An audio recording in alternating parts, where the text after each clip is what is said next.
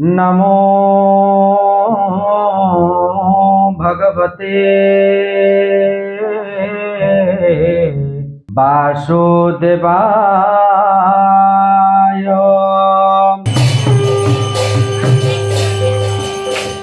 गोविंद गोविंद गोविंद पदु गलुछि मकरंद। हाँ दर्शक बंधु, ये हूँ अति बड़ी जगन्नाथ दास रचित ओडिया भागवतर कथा। आज इंदु पूर्णिमी अर्थात ओडिया भागवत जन्म उत्सव पुरपल्ली रे पालित होउछि। सतर कौन यही भागवतर महिमा आज भी जारी रही। आमे अछु कटक सहर तथा कटक सदर किछि अंचल स्थिति परखिबा को आज यही जो भागवतर कथा कहे भक्तिर नुआ संचार सृष्टि करते तत्कालीन समय अति बड़ी जगन्नाथ दास जी की पंचशाखा मध्य अन्यतम। चलतु यही भागवतर कथा आजिर परिस्थिति रे केमिति अछि, भागवत कौन ए कि भक्तिर कौन गाथा गाए, ए भागवत पुरपल्ली रे कौन पाइका आदृत होइथिला एवं कहीं एबे मध्य अछि को अवस्था रे अछि। सतर कौन आजिर युवपीढ़ी यही भागवत को आदृत करबा पे प्रस्तुत अछंती ना केवल सही वृद्ध बा जो श्रद्धालु थिले बा पुराणा पौराणिक आध्यात्मिकवादी किसी व्यक्तिविशेष पाखे रही जाइए तार कथा जानापा आमे आज कटक सदर तथा कटक सहर किसी अंचल स्थिति परखिलु। भगवान तैव गकारं ज्ञान उदय बकारं ब्रह्म ज्ञान तैव तकारं कर्तव्यर्थन। भागवत ही भागवत भागवत अति आनंद बहुत परम शास्त्र भागवत अभ्यास कर नित्य से भागवत ही आम जीवन संहंस। भागवत पूर्णिमा पूर्व 7 दिन आरंभ हुए। भागवत पूर्णिमा दिन पूर्णाहुति दि जाए। योगदान कम नहीं, योगदान बहुत। दधिबाबनपुर महापात्र से जो युवक पीढ़ी योगदान बहुत बहु प्रकार। आमर पाला नथिला,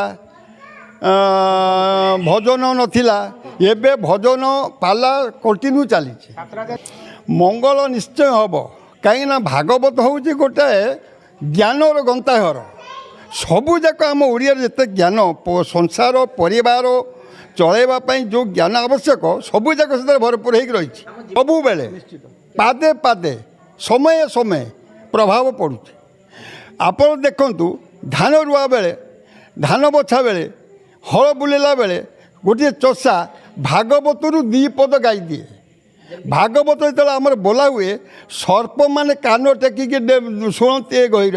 भागवत गोविंद गोविंद गोविंद पादु गलुचे मकरंद। आउ कौन से तो गोविंद। भागवत पारायण महत्व कही हेनी, असरती सी किंतु लोक बुझा दरकार। किंतु भागवत को कहीं वर्णना करी से पारे। 900 वर्षर कीर्ति किए वर्णना कर। 14 वर्ष मो बापा पढ़ुते, मो जेजे पढ़ुते, मु पढ़ुची, मो नाती भी पढ़ो, मो पुओ भी पढ़ुची। देश बहु साधारण हम। असाधारण लोक साधारण भक्ति भाव महत्व बुझाउथिला ये होची जगन्नाथ दास रचित जगन्नाथ दास ए भागवत धीरे धीरे लोप पाई जाउची। जम्मा ना ना भूल कथा। लोप केबे पाइबन, लोप पाइब जमा लोप चली कि लोक निजको निजे बुझी पारना। हेले भागवत भागवत परम शास्त्र भागवत अभ्यास करूथिव नित्य आग्रह देखेबे काई देखन से भूल बाटू पळैचंती। से भूल बाटू पळैचंती जोटा कि दुख से माने दुख भोगुचंती किंतु बुझी पारना। खाली कर्म को निंदा करचंती। कर्म केबे कर भगवान काकू दुख दियंती सुख दियंती। तुम निजको निजे दुख भोगुच, निजको निजे सुख भोगुच। समाज रे किछि प्रयास जारी रहिबा दरकार कि नहीं? समाज रे बहुत समाज लाग प्रत्येक घरे भागवत बही किणवे। प्रत्येक दिन 365 अध्याय 365 दिन प्रभु कर। तुम्हें जो न पढ़ जो भागवत टुंगी थिला सी आस्ते आस्ते कमी जाइथिला। एबे जना पड़े आस्ते आस्ते उत्साह सहित ये जो भागवत आरंभ होउजी। ए भागवत रैली रे आमे समस्ते जोग देजु। ये 30 वर्षर अनुष्ठान एठी जा हो श्रीराम काउंटी ग्रामवासी लोक मैंने एठी मिसिक ने जो भागवत को आरंभ करी रखिछंती। ए भागवत पे समस्ते उत्साह आज समस्ते सहयोग करिसंती। आपण माने सुनिले पुरपल्ली रे भागवतर वाणी गुंजरित एबे मध्य भागवतर प्रासंगिकता जे रही आमे माने सुनिलु किछि पंडितंक ठरु किछि भागवत प्रेमी भागवत विशारद तथा गाँ गहली रे थिबा श्रद्धालु मानक ठारु। सतरे दर्शक बंधु जमती शंकराचार्य स्तोत्र कहुई दिने दिने नवम नवम नमामि नंद संभवम।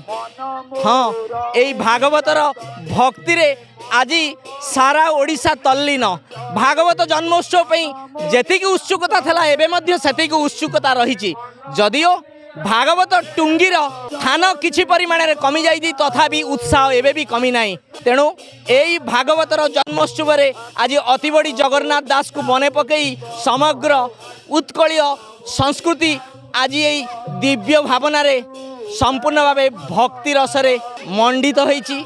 जहाँ आपण माने चित्र देखुथिबे ग्रामे ग्रामे सहर रे गली कंदी रे सबु जगह रे आज भागवत चर्चा आज यज्ञ आदि कर्म पूर्णाहुति कार्य तथा दांड भागवत जहाँकि मो पछरे आपण माने देखुथिबे यही उत्कलीय परंपरा को रक्षा करबा पई यही परंपरा को जाबुड़ी धरिबा पई पर पीढ़ी की नबा पई संघर्षरत यही सनातनी बंधु मानकु आम चैनल तरफर मध्य भागवत जन्मोत्सवर अशेष अशेष शुभेच्छा।